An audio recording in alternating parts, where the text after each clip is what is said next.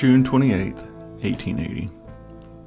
140 years ago, on June 28, 1880, Texas Jack Omohundro died in Leadville, Colorado. Just 33 years old, Jack had squeezed a lot of living into those years.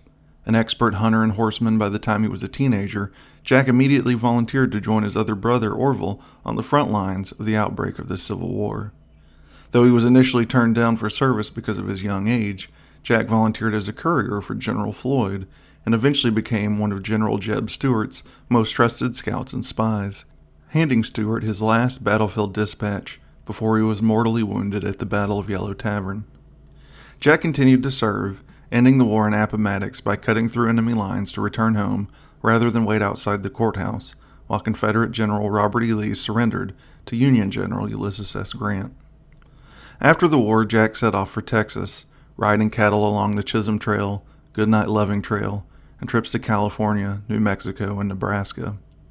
Omohundro earned the nickname Texas Jack when he drove a herd across Indian Territory to a drought-stricken and hungry post-war Tennessee. His cattle driving days led him to Hays City, Kansas, where he met and befriended California Joe Milner and Marshal James Butler Wild Bill Hickok. Hickok advised Omohundro to try his luck at Nebraska's Fort McPherson, where Jack would meet his future partner and best friend William Buffalo Bill Cody, a scout at the fort who quickly convinced the Army to bend their rules on hiring former Confederate soldiers and to make Jack a scout. Cody's instincts about Jack were quickly proven correct, as Texas Jack saved Buffalo Bill's life in a skirmish with Minneconjou Sioux on the Loup Fork. For the next 3 years, the two worked as scouts and hunters, leading parties including the Earl of Dunraven and Grand Duke Alexis of Russia on elk and buffalo hunts. Writer Ned Buntline convinced the pair to join him in Chicago for a play Buntline wrote called The Scouts of the Prairie and Red Deviltry as It Is. Though neither were actors, they became huge stars, known throughout America and across the world. Jack soon married his co-star and leading lady, the beautiful Italian ballerina Giuseppina Morlicchi.